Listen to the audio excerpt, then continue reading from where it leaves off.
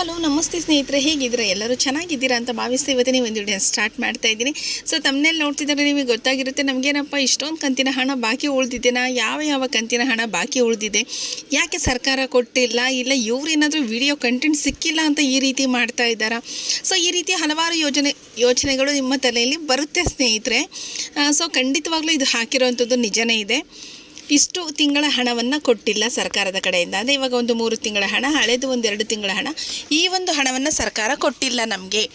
ಯಾಕೆ ಕೊಟ್ಟಿಲ್ಲ ಅಂತ ಕಾರಣ ಕೇಳಿದ್ದಕ್ಕೆ ಅವರು ಏನು ಸಮಜಾಯಿಷಿಯನ್ನು ಕೊಟ್ಟರು, ಸೊ ಇದು ಹಣ ಕೊಡದೇ ಇರೋದು ನಿಜವಾಗ್ಲೂ ನಿಜಾನ, ಎಲ್ಲನೂ ಸಂಪೂರ್ಣವಾಗಿ ಈ ಒಂದು ವಿಡಿಯೋದಲ್ಲಿ ತಿಳಿಸ್ಕೊಡ್ತೀನಿ. ವಿಡಿಯೋನ ಕೊನೆವರೆಗೂ ನೋಡಿ.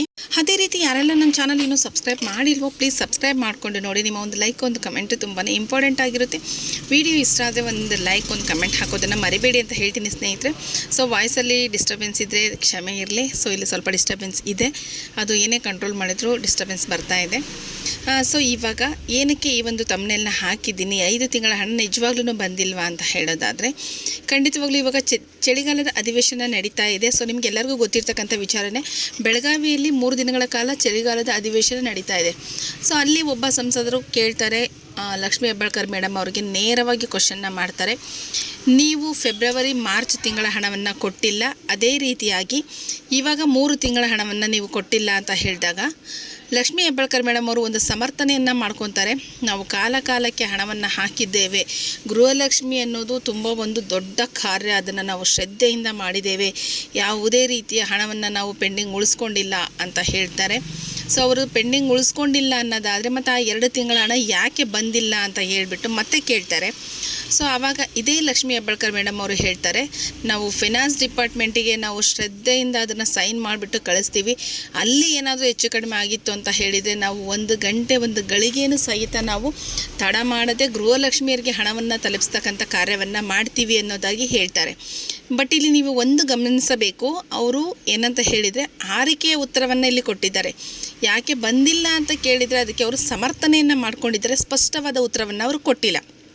ಸೊ ಇದು ಸದನದಲ್ಲಿ ತುಂಬ ಜೋರಾಗಿ ನಡೆಯುತ್ತೆ. ಅದಾದ ನಂತರ ಅವರು ಮತ್ತೊಮ್ಮೆ ಕ್ವಶನ್ನ ಮಾಡ್ತಾರೆ, ನೀವು ಕೊಟ್ಟಿದ್ದೀರಾ, ಅದ್ರ ಬಗ್ಗೆ 2 ಮಾತಿಲ್ಲ ನಮಗೆ, ಆದರೆ ಈ ಒಂದು 3 ತಿಂಗಳ ಹಣ ಯಾಕೆ ಬಂದಿಲ್ಲ, ಆ ಒಂದು ಫೆಬ್ರವರಿ ಮತ್ತು ಮಾರ್ಚ್ ತಿಂಗಳ ಹಣ ಯಾಕೆ ಬಂದಿಲ್ಲ ಅಂತ ಹೇಳಿಬಿಟ್ಟು ಅವರು ಕೇಳ್ತಾರೆ. ಅದನ್ನು ಕೇಳಿದ ತಕ್ಷಣ ಲಕ್ಷ್ಮೀ ಹೆಬ್ಬಾಳ್ಕರ್ ಮೇಡಮ್ ಅವರು ಸರಿಯಾದ ಒಂದು ಕಾರಣವನ್ನು ಕೊಡ್ಬೋದಾಗಿತ್ತು. ಬಟ್ ಅವ್ರು ಏನು ಹೇಳಿದ್ದಾರೆ ಅಂತ ಹೇಳಿದರೆ, ಬೇರೆ ರಾಜ್ಯದಲ್ಲಿ ನೀವು BJP ಅವರು ಅನುಷ್ಠಾನಕ್ಕೆ ತಂದಿರತಕ್ಕಂಥ ಯೋಜನೆಯದು ಹಣನ ಹಾಕಿದ್ದೀರ ಅಂತ ಕೇಳ್ತಾರೆ.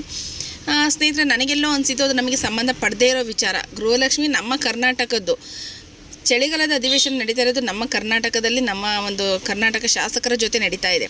ಸೊ ಹಾಗಿದ್ದಾಗ ಅವರು ಹಣವನ್ನು ಯಾಕೆ ಕೊಟ್ಟಿಲ್ಲ ಅನ್ನೋದನ್ನು ಸ್ಪಷ್ಟನೆಯನ್ನು ಕೊಡಬೇಕಾಗಿತ್ತು.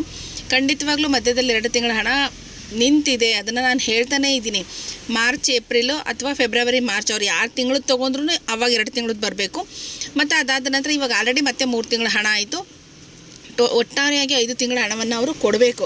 ಅವರು ಯಾಮಾರಿಸ್ತಾ ಇದ್ದಾರೆ. ಏನಂತ ಹೇಳಿದರೆ, ಲಾಸ್ಟ್ ಒಂದು ಮಾರ್ಚ್ ಮುಗಿದ ತಕ್ಷಣ ಫೈನಾನ್ಷಿಯಲ್ ಇಯರ್ ಎಂಡ್ ನಮಗೆ ಹಣ ಬಂದಿಲ್ಲ, ಮಾರ್ಚ್ ಬಂದಿದೆ, ಏಪ್ರಿಲ್ ಬಂದಿಲ್ಲ ಅಂದು, ಬಟ್ ಫೆಬ್ರವರಿದು ಹಾಕಲಿಲ್ಲ ಅವರು.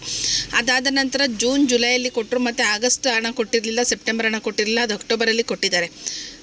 ಸೊ ಅವ್ರು ಏನು ಮಾಡ್ತಾ ಇದ್ದಾರೆ, ಮಧ್ಯದಲ್ಲಿ ಹಣವನ್ನು ಅವರು ಸ್ಕಿಪ್ ಮಾಡಿ ಹಾಕ್ತಾ ಇದ್ದಾರೆ. ಬಟ್ ಜನರು ದಡ್ರಲ್ಲ, ಯಾರೂ ದಡ್ರಲ್ಲ, ಕ್ವಶನ್ ಮಾಡೇ ಮಾಡ್ತಾರೆ. ಯಾಕಂತ ಹೇಳಿದರೆ 2,000 ಅನ್ನೋದು ಸರ್ಕಾರ ಅನುಷ್ಠಾನಕ್ಕೆ ಬಂದು ಮೊದಲ ಕಂತು ಎಲ್ಲಿಂದ ಪ್ರಾರಂಭವಾಯಿತು, ಅಲ್ಲಿಂದ ಇಲ್ಲಿವರೆಗೆ ಒಟ್ಟಾರೆಯಾಗಿ ಎಷ್ಟು ಕಂತು ಆಗಬೇಕಿತ್ತು, ಎಷ್ಟು ತಿಂಗಳು ಕಳೆದೋಗಿದೆ ಅನ್ನೋದನ್ನು ಲೆಕ್ಕ ಹಾಕ್ತಾರೆ. ಸೊ ಹಾಗಿದ್ದಾಗ ಸರ್ಕಾರಿ ಯೋಜನೆಗಳು ನಾವು ಕೊಡ್ತೀವಿ, ಅವ್ರು ಹೇಗೋ ಇಸ್ಕೊತಾರೆ ಅಂತ ಅವರ ಒಂದು ತಲೆಯಲ್ಲಿದೇನೋ ಏನೋ ಗೊತ್ತಿಲ್ಲ, ಯಾರೂ ದಡ್ರಲ್ಲ. ಆಮೇಲೆ ಕಂತುಗಳನ್ನು ಅಷ್ಟೇ, ಅವ್ರು ಇತ್ತೀಚೆಗೆ ಆಗ್ತಾ ಇರ್ತಕ್ಕಂಥ ಕಂತುಗಳಲ್ಲಿ ಒಟ್ಟಾರೆಯಾಗಿ 100% ಹಣ ಯಾರಿಗೂ ಕ್ರೆಡಿಟ್ ಆಗ್ತಾ ಇಲ್ಲ ಸ್ನೇಹಿತರೆ. 22ನೇ ಕಂತಿನ ಹಣ ಒಂದು 60 to 70% ಮಾತ್ರ ಜನರಿಗೆ ಬಂದಿದೆ, ಇನ್ನು ಉಳಿದವ್ರಿಗೆ ಬಂದಿಲ್ಲ. ಅದೇ 23ನೇ ಕಂತಿನ ಹಣ ಬಂದು ಇನ್ನೂ ಬರೀ 50% ಜನರಿಗೆ ಬಂದಿದೆ, ಆ ಹಣನೂ ಬಂದಿಲ್ಲ. ಇವರು ಯಾಕೆ ಹೀಗೆ ಮಾಡ್ತಾ ಇದ್ದಾರೆ ಅನ್ನೋದೇ ಗೊತ್ತಾಗ್ತಾ ಇಲ್ಲ. 100% ಹಣನ ಖಂಡಿತವಾಗ್ಲೂ ಇವ್ರು ಕೊಡ್ತಾ ಇಲ್ಲ. ಜನರ ಒಂದು ಮಾತಿನಿಂದ ತಪ್ಪಿಸ್ಕೊಳ್ಲಿಕ್ಕೆ ಏನಾದರೂ ಈ ರೀತಿ ಇವರು ಹಣವನ್ನು ಕೊಡ್ತಾ ಇದ್ದಾರೆ. ನಾನಿಲ್ಲಿ ಆ ಪಕ್ಷ ಈ ಪಕ್ಷ ಅಂತ ಹೇಳಿಬಿಟ್ಟು ನಾನು ತಾರತಮ್ಯ ಮಾಡಿ ಮಾತಾಡ್ತಾ ಇಲ್ಲ. ಇವಾಗ ನಮಗೆ ಆಡಳಿತದಲ್ಲಿ ಇರ್ತಕ್ಕಂಥ ಪಕ್ಷ ಬಂದು ಕಾಂಗ್ರೆಸ್ ಆಗಿದೆ. ಸೊ ಅವರೇ ಕೊಟ್ಟಿರ್ತಕ್ಕಂಥ 5 ಗ್ಯಾರಂಟಿ ಯೋಜನೆಗಳಲ್ಲಿ ಗೃಹಲಕ್ಷ್ಮಿ ಯೋಜನೆ ಕೂಡ ಬಂದಾಗಿದೆ. ಆ ಒಂದು ಗೃಹಲಕ್ಷ್ಮಿ ಯೋಜನೆಯ ಹಣವನ್ನು ಕಾಲಕ್ಕೆ ಅವರು ಹಾಕಬೇಕು. ಅವರ ಹಣವನ್ನು ಹಾಕಿಲ್ಲ, ಅದ್ರ ಬಗ್ಗೆ ಕ್ವಶನ್ ಮಾಡಿದರೆ ಸಮರ್ಥನೆಯನ್ನು ಮಾಡ್ಕೊತಾ ಇದ್ದಾರೆ. ಇಷ್ಟಷ್ಟೇ ನನ್ನ ವಾದ ಆಗಿದೆ ಸ್ನೇಹಿತರೆ. ಸೊ ಅವರು ಒಟ್ಟಾರೆಯಾಗಿ 5 ತಿಂಗಳ ಹಣವನ್ನು ಕೊಡಬೇಕು. 5 ತಿಂಗಳ ಹಣವನ್ನು ಕೊಟ್ಟಿಲ್ಲ. ಗೃಹಲಕ್ಷ್ಮಿ ಯೋಜನೆಯ 5 ತಿಂಗಳ ಹಣವನ್ನು ಅವರು ಕೊಟ್ಟಿಲ್ಲ. ಅದಕ್ಕೆ ಅವರು ಸರಿಯಾದ ಒಂದು ಉತ್ತರವನ್ನು ಕೊಡ್ತಾ ಇಲ್ಲ. ಇವಾಗಲೂ ಏನು ಹೇಳ್ತಾ ಇದ್ದಾರೆ ಅವರು, ಇನ್ನು 3 ತಿಂಗಳ ಹಣ ಕೊಡಬೇಕು ಅಂದರೆ ನಾವು ನವಂಬರಲ್ಲೇ ರಿಲೀಸ್ ಮಾಡಿದ್ದೀವಿ, ನವಂಬರ್ 28ಕ್ಕೆ ಕೊಟ್ಟಿದ್ದೀವಿ ಅಂತ ಹೇಳ್ತಾರೆ. ಹಣ ಬಿಡುಗಡೆ ಆದರೆ ಬರಲಿಕ್ಕೆ 10-15 ದಿನ ಬೇಕಾಗಿಲ್ಲ. ಇವರು ಯಾಕೆ ಸುಳ್ಳು ಮಾಹಿತಿಯನ್ನು ಕೊಡ್ತಾ ಇದ್ದಾರೆ? ಅವ್ರ ಮೇಲೆ ಇರ್ತಕ್ಕಂಥ ಗೌರವವನ್ನು ಇವರು ಕಡಿಮೆ ಮಾಡ್ಕೊತಾ ಇದ್ದಾರೆ ಅನ್ನೋದು ಖಂಡಿತವಾಗ್ಲೂ ಗೊತ್ತಿಲ್ಲ ಸ್ನೇಹಿತರೆ. ಸೊ ಈ ಒಂದು ಅವ್ರು ಕೊಟ್ಟಿರ್ತಕ್ಕಂಥ ಸ್ಟೇಟ್ಮೆಂಟ್ನಿನ ಬಗ್ಗೆ ನಿಮ್ಮ ಒಂದು ಅನಿಸಿಕೆ ಅಭಿಪ್ರಾಯ ಏನಂತ ಕಮೆಂಟ್ ಬಾಕ್ಸಲ್ಲಿ ತಿಳಿಸೋದನ್ನು ಮರಿಬೇಡಿ ಅಂತ ಹೇಳ್ತೀನಿ. ಥ್ಯಾಂಕ್ ಯು ಎಲ್ಲರಿಗೂ.